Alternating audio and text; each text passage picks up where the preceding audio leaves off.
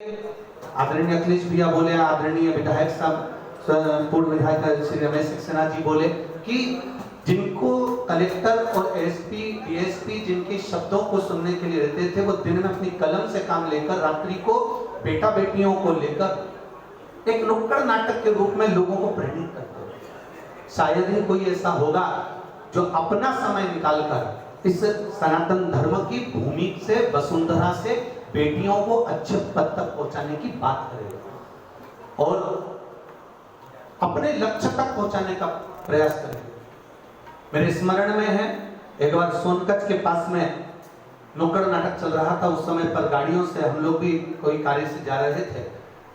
रात्रि का समय था, किसी बेटी को भूख लगी, एक गाड़ी आगे निकल गई थी। श्री अंबादत्त जी भारती जी ने गाड़ी को पीछे से रोककर कहा, रुको, जब तक ये बेटी भोजन नहीं कर लेती तब तक एक भी गाड़ी आगे नहीं बढ़ेगी। ये एक समर्पण है बेटी के प्रति। तो आज जो दिया है वो आज हम लोग बटोर रहे हैं। और मेरे नगर का पत्रकार संघ, हम बहुत सारी जगह जाते हैं, बहुत सारी जगह होकर आते हैं, बहुत सारी पत्रकार वार्ताएं भी होती हैं। अभी रात्रि को भी 7:30 बजे भोपाल में है।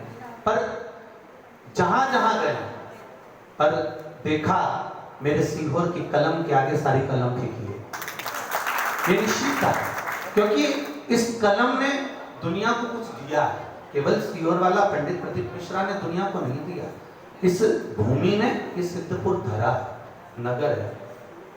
कावड़ यात्रा हम कुबेरेश्वर धाम के चौराहे से या किसी कुएं से भरवाकर कुबेरेश्वर धाम पर जल डलवा सकते थे, या लोगों से कहते कि अपने अपने घर से जल लेकर आना और कुबेरेश्वर भंडारी को डाल देना, चढ़ा देना। पर सीहोर और कुबेरेश्वर धाम का कनेक्शन कैसे जुड़े? सीहोर और कुबेरेश्वर धाम तक लोग सीवन के तट का उत्थान कैसे हो? आज लोग कुबेरेश्वर धाम की ओर दौड़ रहे हैं, वहां का तो विकास हो रहा है, वहां तो लोग दुकानें डाल रहे हैं और विकास होता चले जा रहा है। पर सीहोर कैसे जुड़े?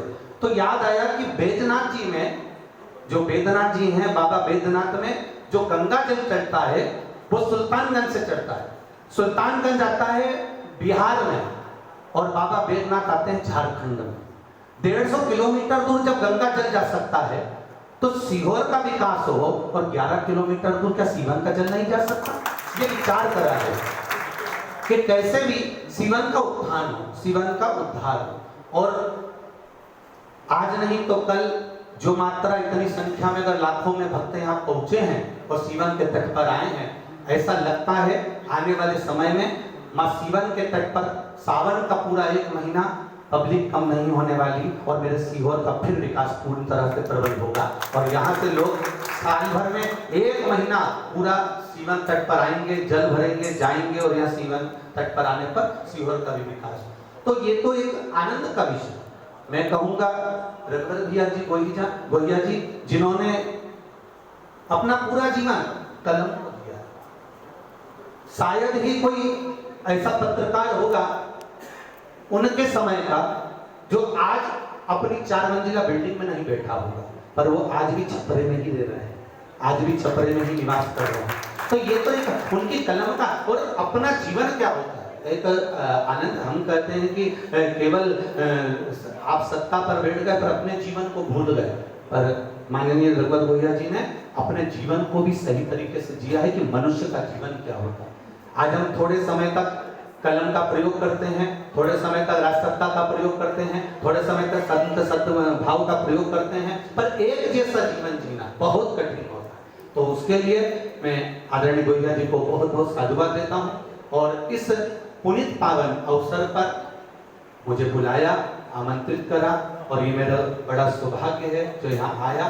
साथ में मेरे सब बड़े भैया लोग और सब का आशीर्वाद मुझे मिला। बड़े भाव के साथ में मैं फिल्मकार आदरणीय भैया जी को भी नमन करता हूं, जिन्होंने हमारे सीहोर के ऊपर एक फिल्म का निर्माण किया। हम आपको बार बार आमंत्रित करते रहेंगे हमारे सीहोर के लिए कि आप आते रहें और यहाँ फिल्मों का निर्माण करते रहें, और अच्छे से अच्छी चीजें इस सीहोर नगर में आए। प्रिंस भैया ने कहा कि सीवन उत्थान की ओर है।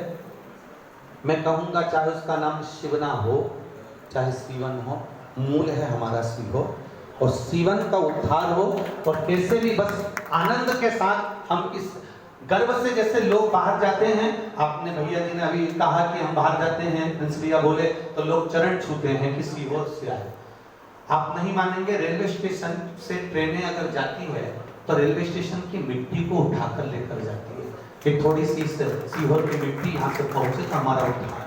तो इस सीवन के माध्यम से जनमानस को कल्याण हो, हम यही चाहते हैं। और परम पूज्य स्वर्गीय श्री अमरदास जी भारती जी के इस पुनीत पावन स्मृति अवसर पर जो आयोजन किया उसके लिए धन्यवाद। सभी पत्रकार बंधुओं ने जो कलम से कलम तक चल रहे हैं, अपनी कलम का बहुत अच्छा प्रयोग आप कर रहे हैं, ऐसे ही सीहोर के विकास के लिए लिखते रहें और संपूर्ण देश का उद्धार हो, यही भाव को रखते हुए अपनी वाणी को विराम देता हूँ। श्री शिवाय नमस्कार।